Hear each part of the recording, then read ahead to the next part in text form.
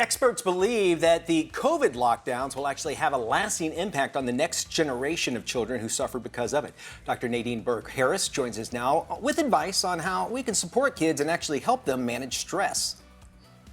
Well, what we know is that stress can actually affect kids' health. And serious or prolonged stress, like growing up in a household where a parent is struggling with their mental health or substance dependence, or where they're experiencing abuse or neglect, can actually lead to prolonged activation of the body's stress response, something that doctors now call toxic stress. And that can lead to increased risk of things like asthma or diabetes or depression or anxiety.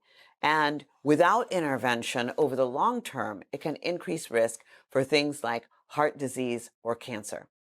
But the good news is that the research shows that safe, stable, and nurturing and relationships and environments can make all the difference in the world. They can actually help to regulate a child's stress response and prevent some of these long-term harms. So some of the ways that we can do that as parents and caregivers, in order for us to be a buffer to our child's stress, that means that we have to address our own stress response, right?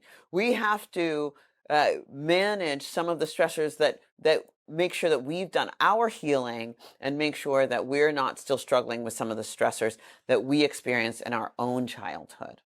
And for folks who are looking for resources for how they can address this, number one, I wrote a book about it. It's called The Deepest Well, Healing the Long-Term Effects of Childhood Adversity, or folks can go to numberstory.org.